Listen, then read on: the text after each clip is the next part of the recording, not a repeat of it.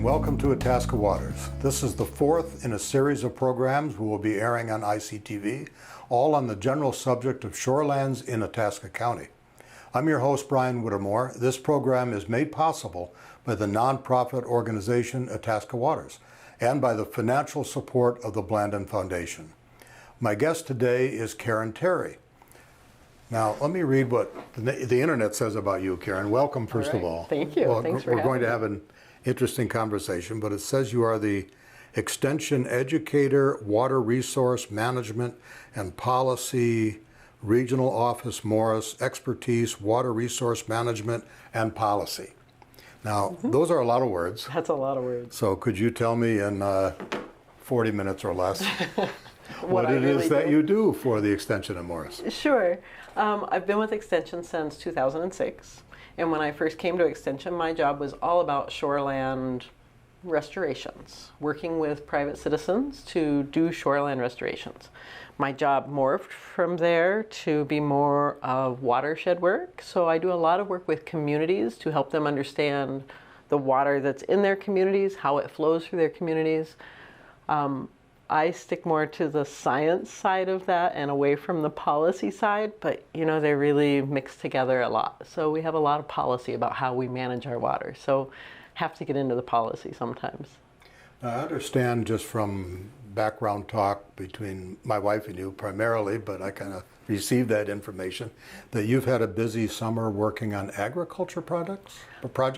I've done some agriculture work, mostly through watershed work. So with my water team, we've just hired some new ag professionals. So that's good because agriculture is not my strong suit. So now we have that strength on our team.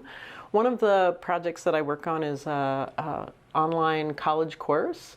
It's a semester-long course, and it is for folks who are in the natural resources management world, which has a lot to do with agriculture. So I deal with them through that class where we teach them not just the fundamentals of the science of water, but also how to work with people, because that ties into that policy piece that, you know, we always say we don't have natural resources problems outside of people. If we remove the people from the equation, there's no problem. So we really have to deal with the people. So we help them understand how to do that better.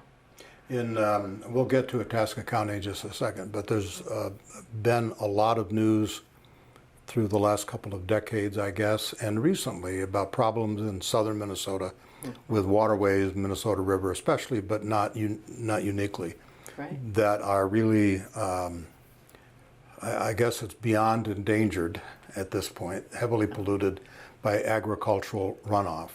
And that's really a hard problem to deal with because farmers need to produce products, we need to buy their products use fertilizers that pollute the Minnesota River and all the watersheds down there. I guess that's pretty rough. And I don't really have a question, except do you have comments on that problem that we're all dealing with? Yeah, I'd say just in the broad sense, it's sort of the problem is the same in Itasca County in terms of we need to manage what we do on the land because that's affecting the water. We're just doing different things here in Itasca County than we are there. And it's a large-scale farming scenario in the southern and western part of the state. And so what we see is that we've drained so much of the wetlands and we connect the water through ditches and through tiling. We connect everything to the rivers so that it moves much faster. So we've changed the timing. So instead of water sitting on the land and soaking in, which cleans it up, right? Anytime we can get water to filter through, natural cleaning happens. So we don't let that happen anymore. We rush the water off the land, we rush it into the ditches and tiles, and we rush it into the river. So it's a whole lot of problems happening there. So if we change the way we hold the water on the land in that part of the state, it'd make a big difference. Itasca County is primarily not an agricultural economy, lumbering, yes, and tourism. So you would suspect that we don't have the same problems as does the southern part of the state. But the process that you just described is the same here. Right. So we recently had Paul Radomski from the DNR, who did our program here 2 programs ago, to talk about the shoreline itself. But he came here with the Chamber of Commerce, or at the Chamber of Commerce luncheon, to talk about reallocating, for lack of a better word, $110 million pocket of funds of state money from 80% in the south to 80% in the north, here and other northern counties and areas where the water is relatively pure and relatively healthy. For us in Itasca County also equates to a strong economy. We were talking about that at lunch. And what he was saying is, you find me, and I'm going to invent some numbers, but they're pretty close to what he said. You find me 40 pounds of phosphorus around Deer Lake, for instance, and I'll give you 2 feet of water clarity. So is that accurate? I mean, would you buy into your professional colleague? I don't know about those numbers specifically, right? But it was close to But us. Paul runs the numbers, right? He knows the numbers, so he can get that part right. But I would say, in terms of if we spend money on protection versus restoration, we can get way more bang for the buck putting money into protection. I don't agree with writing off and maybe you didn't say this, but other people I hear say that we should write off the lakes and rivers in the southern part of the state. I don't agree with that, but it's also about having realistic expectations. The lakes and the rivers in southern Minnesota are never going to look like the lakes and the rivers in northern Minnesota. They never did, and they're not ever going to. And so we have to be realistic about how much are we going to spend and what do we really expect to get out of it. But in our situation right here, it's protection, and we should definitely focus on getting that done so we don't have to go to restoration. Well, one of the interesting things about that was contained in his program that he presented to the chamber, and I think these numbers I'm not making up, they are what he said. He looked at environmental impacts from an economic point of view. That was the point of his study. And one of the things that he determined, I don't know his formulae, but this is the end result of it, the equation, was that for $110 million spent, for instance, in the southern part of the state, your return on that economically is $30 million. If you spend $110 million in this neck of the woods through northern Minnesota, your return on spending $110 million is $200 million. And I think that's the point that he was making, that economically the state would be better off for the economy of the state spending it up here. That was just a very interesting equation. It is, yeah. And it's sort of a moral discussion that needs to happen, right? In terms of, we have a limited pot of money, where are we going to spend that money, and how are we best serving the state with that money? So it's about people making the decisions, and it's not all about the natural resources, but it's about what's right for people. So the reason that I asked you here today is to talk about Itasca Waters' Shoreland Advisors Program. You were the primary advisor to the Shoreland Advisors Program, and just a bit of history on that. Our president, Dave Lick, came up with a brainstorm, which he's apt to do, about having a gang of local people talking to other local people who own shoreland about best practices. And the intention was not to have them show up with a badge, not to have them show up with any mandates, only with a little bit of knowledge that they could then talk neighbor to neighbor with shoreland property owners, whether they be full-time here or people that own cabins here, either way, on lakes primarily, or rivers for that matter. Right. And the Shoreland advisors that have volunteered, and there are about 40 or 41 that have volunteered, and maybe 24 that are very active right now. Program is just getting started, really. We're still promoting it. So the expertise that our advisor group gained came from Karen Terry. You came here and gave a presentation to Shoreland Advisor volunteers. That went really cool. It was a very nice meeting. So I wonder if you could talk broadly a little bit, expand on what I just said about Shoreland Advisors, what it might mean, how it works, and then we can get into some of the specifics on shorelands and the science of it. And I have some questions for you. Yeah. I'm very excited about the whole Shoreland Advisors Program, because I think it's right on target, that part of what keeps people from engaging and taking a step to maybe change the way they manage their shoreline is that they don't want to talk to the government. They don't want to jump in with both feet. They maybe just want to learn a little bit more. So this is a very comfortable way for them to do that, to say, oh, I can look through this list of advisors and oh, there's Joe Smith. I know Joe. I'm just going to invite Joe over. We'll have a beer and talk about my shoreline. And it's just a nice way for people to be able to have those introductory discussions and say, maybe I am interested enough to take that next step and maybe I'm not, but hopefully they are. But I think that the way this program is set up is right on the money. And I'm really impressed that you guys got so many people signed up and that you've got people ready to go out and do it, because they're from all walks of life, right? They're not natural resources professionals. And we made a point of not expecting them to be experts, but just to know enough to be able to have those initial conversations and help people decide if they want to go forward or not. Karen, you spent, 3 hours, I think, I think so, yeah. An afternoon talking to the folks who volunteered to be advisors. Mm-hmm. So I want to ask you to recount all the information. But in a nutshell. In a nutshell. But in a nutshell, could you give some of the bullet points Sure. About the types of things you talked about working down a shoreline? Mm-hmm. The biggest thing is that whenever we have water falling, and it's going to hit the land and it's going to go somewhere. And like we said, in southern Minnesota, a lot of it gets channeled quickly off of the land. Well, that happens everywhere, just really in our area, maybe on a smaller scale. So yard by yard by yard, the water is falling. Where's it go? It used to soak into the ground. Now it's likely to go somewhere else. So it hits the roof of your house, it goes somewhere. It hits your driveway, the road, anything that has a hard surface, an impervious surface, water can't soak in anymore, so it's going to run off somewhere. So we talk about stormwater runoff. It's just water that runs across the land and into the nearest lake or river. So when the water is running, it's picking up little particles. It's picking up pollution, it's picking up dirt. My soil friends want me to say soil, but to me, when it's where we don't want it, it's dirt, because we don't want it to get into the water.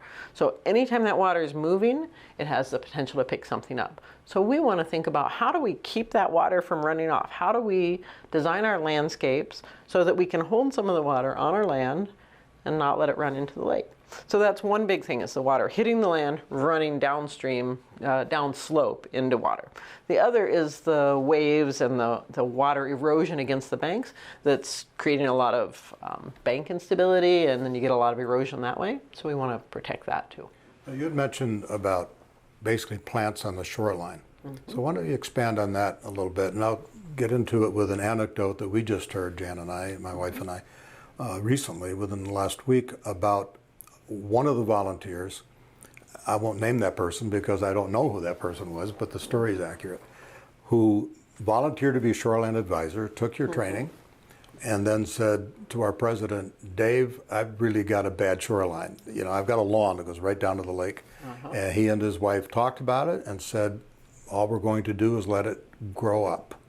They weren't going to spend, and you can spend as much as $10,000 or so on restoring a shoreline, or you can spend as much as we did, which was a few seeds, and let nature take its course. Right. Which is what this couple did. Right. So is it really that simple? Can it be that simple? It can be that simple. So we say no mow, let it grow. So if you just decide. But not the whole lawn.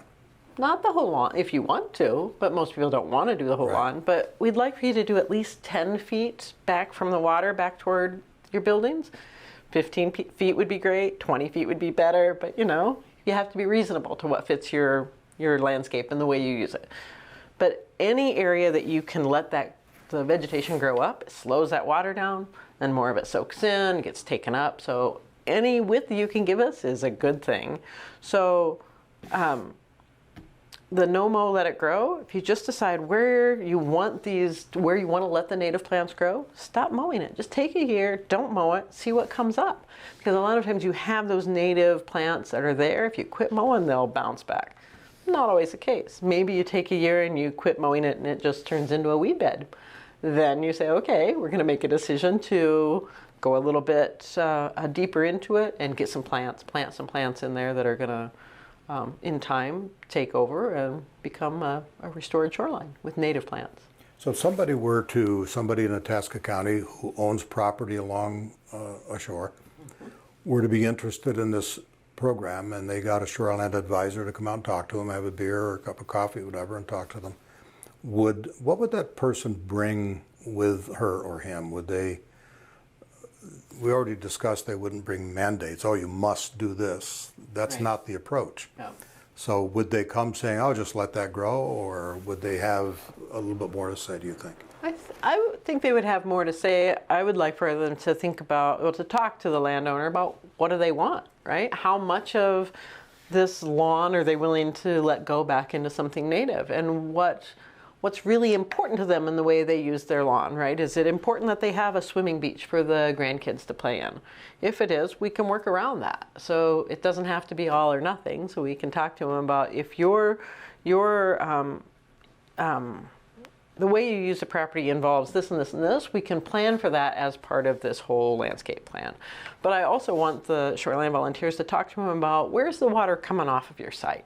So look at the houses and the gutters and the slope of where things go and where we can catch some water, but also talk about the septic system. That's a big deal, right? We want to make sure that people know if their septic systems are working well or not. If they don't know, burying our head in the sand is not a good idea. It's better to know if it's not working properly, then it's polluting the lake, so let's get it fixed.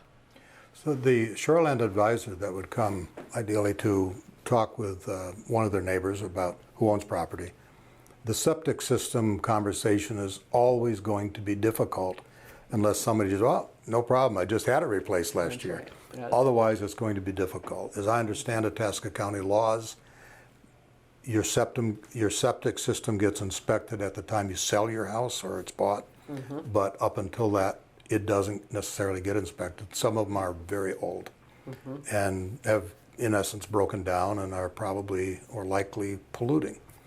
But people don't necessarily want to be told that because it does involve a lot of money. A lot of money. Yeah. And sometimes it involves a lot of tearing up the lawn, right? It's a lot of construction zone. So people don't like to hear it, but the alternative is that we're polluting the lake. So what are we going to do?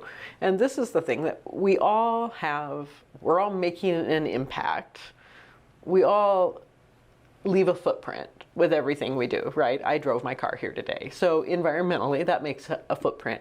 And so it's about how can I mitigate for the footprints that I'm leaving by doing some good things to make up for it. So septic systems is one of the things that we know if they're not working well, we know they have a big, serious negative impact on the lakes. And so sometimes we have to bite that bullet and get them fixed.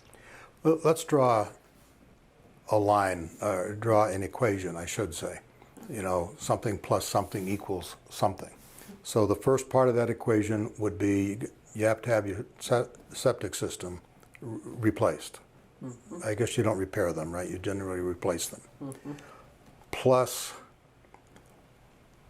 the condition of the lake, the pollution that it causes. And the equals would be what their property's worth. So there is an impact there. So if they don't want to spend money for the first part of the equation I've just invented, that is replacing the septic system, the end of that equation most likely is going to be a lake that's not as clean as you might want it.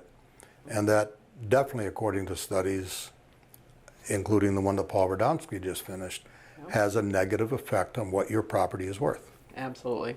And we know this intuitively, and there are some older studies that show very direct linkages between water clarity and property values. So we know when the water clarity goes down, property value goes down. We know that, right? We were talking about northern Minnesota and southern Minnesota. If you have a choice between buying property on a nice, clear, clean, pristine lake versus buying property on a shallow, green, scummy lake, right? What are you going to choose? And so when we make choices about how much of an impact we are going to have, that's got to be part of the equation. Because even if we're not planning to sell our property anytime soon, these are very long-term impacts. So for my septic system, if it's not working, wouldn't be really that big of a deal on a larger lake. But if there are several around the lake, these are cumulative impacts. So all of these things add up. So the equation can't just be my numbers, it's got to be the whole lake's numbers. So that gets a little tricky because people don't always want to be the one footing the bill to make it nicer for everybody else. But it's everybody has an impact, and we all have to be responsible for our share.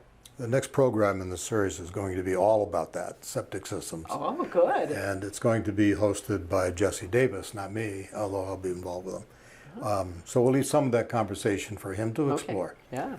But what the pollutants that go into a lake, aquatic invasive species, I think, is getting a lot of publicity, as they should. But that's another issue from what we're talking about today. Yeah. We're talking about pollutants, a lot of which are natural, that wash in dirt or whatever into the lake. If they're not filtered, a lot more water. And that's just primarily phosphorus, or is there more things? How does that work? Are you asking what are the major pollutants? Yeah, both things. What are the major pollutants, and how do they get into a lake?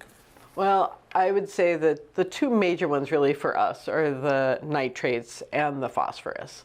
And the phosphorus mostly, I cringe when I say that because I don't have a study to back that up, but we're concerned about phosphorus in that overland flow.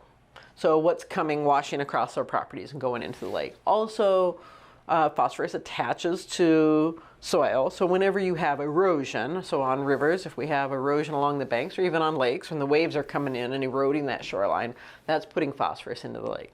Phosphorus is our big problem here because that creates the algae, which affects plant growth, it affects water clarity. So phosphorus is typically our limiting nutrient. So when we add phosphorus, it upsets the system.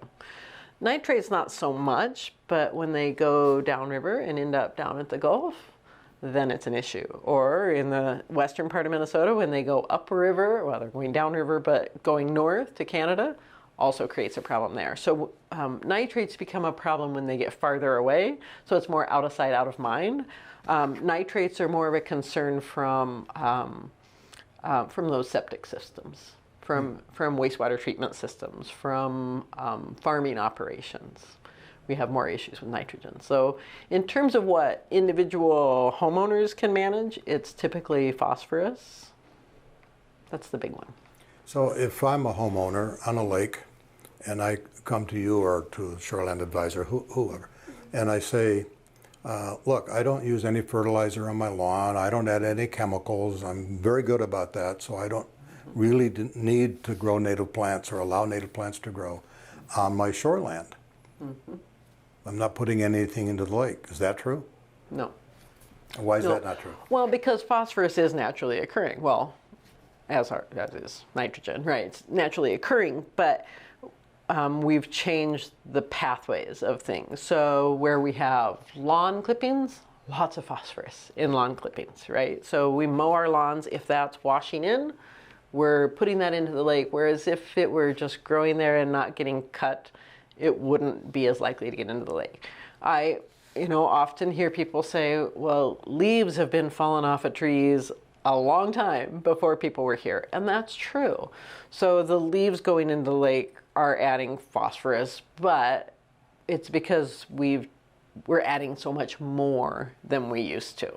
And so it's really about how do we keep it from running off, even if it comes from a natural source. The pathways going into the lake are much, there are many more pathways now for those natural sources to get into the water.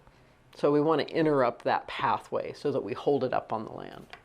Now, one thing that we, I think, didn't refer to earlier, correct me if I'm wrong, is that the difference between domestic grasses, let's say, and native plants is the length of the root system. Yeah, that's a biggie, right? Some of these native plants, the roots go down 15 feet on them. Some of them have very dense, maybe not so long, so deep a roots, but really dense. Some of them have really long, kind of spindly root systems. So we like to have a variety, a diverse planting, not all one type, so that you get a mix of those things. But our native, or our typical lawn grass, Kentucky bluegrass, has roots about that long on it. So it doesn't do anything for holding soil. If you're at the edge of the water and the waves are coming in, it doesn't resist those waves. It doesn't hold that soil in place. And it also doesn't create pathways for the water to soak down in. So plants that have deep roots, the drops of water follow those roots down and they create pores in the soil. So that makes the soil more absorptive. Is that a word? It absorbs more soil or more water. So we really don't like to see the Kentucky bluegrass, especially close to the shore. So Mother Nature designed a system, and then we messed with it. Yes. And so it's not working well anymore. That's right. And that's the basic truth of it. But there are lots of ways that we mitigate for that. And one of those is rain gardens. We hear a lot of talk about rain gardens, and people, I don't know, I think people maybe shy away from it, that sounds too big of a deal. But it's such a simple thing, and it's just a recessed garden, right? It's just dug down 6 inches or so that you place it so that it catches the water where it comes down your yard. So you catch that water and it'll soak into the ground. And at the same time, we hear a lot of talk about pollinators and how they're in trouble. So if we plant native species, that's good for our pollinators. If we plant a nice rain garden, native species in it, you've got a pollinator garden too. So we don't, Karen, have just a little bit of time left, but I know that when my wife Jan was working with you on this, she had asked you for some plants that could be available at local. Is that possible to quickly name what those plants are? Oh, you put me right on the spot there. I could not name the 9 that I gave her because I picked some that were native to Itasca County. So I don't remember exactly what those were, but there are good resources to find those. The DNR has a website with native plant suppliers, and they can, if you work with a native plant supplier, they can get you plants that are native to your area. I think cordgrass was on that list, and probably some sedges. We like to see people plant a variety of, or a combination of grasses and flowers. So not only is it more natural that way, but it looks nicer, right? We want some flowers that are going to bloom throughout the season. So like right now, what do we have? Asters, goldenrod, blazing stars are blooming. So those things are pretty to look at. In the spring, you have a whole different range of flowers that would bloom. I can help us out here. If you go to our website, itascawaters.org, yes, that information, I believe, is now on that. Yes, those 9 species. Yep, she said yes, it is. Good. So you go to itascawaters.org, which is a lot of information on all this we're talking about. Up at the top of the page, toward the right, there's a little thing called projects. Yeah. If one were to click on projects, you'll see Shoreland Advisors, and that's where you would sign up for a Shoreland Advisor to come. The program will run all winter long, although it's not maybe as useful to show your shore. Yes. To make sure they came out right. Right. In the wintertime because of obvious reasons, snow cover. But still, we exist. We're open for information delivery, and we're available to help. But that's the best way to get information and to make an appointment for a Shoreland Advisor to come talk to you. Yes. itascawaters.org, and also click on projects, and there you are. There you go. I really thank you for helping us to develop this program. We're totally excited about it. I am too. And you're excited about it, am. and you've done just an amazing resource. So thank you for today. Thank you for your help in that. I know the help's going to continue. Yes, it is. So, I'm happy to be a part of this. It's exciting. Okay. So our guest today has been Karen Terry from University of Morris Extension, who's got a wealth of knowledge and a lot of animals, which we didn't get a chance to talk to except during mic check. That's another program, I think. There you go. But if you would like more information about Itasca County shorelands and how to keep your shoreland healthy and maintain or show your property's value or grow your property's value, you can go to our website, itascawaters.org. The site has tons of useful links to all kinds of resources, and it is simple to navigate. Our next program will deal with septic systems, and your host will be Jesse Davis. So check ICTV listings for when that program airs. Thanks for watching. I'm Brian Whittemore, and thanks for watching Itasca Waters.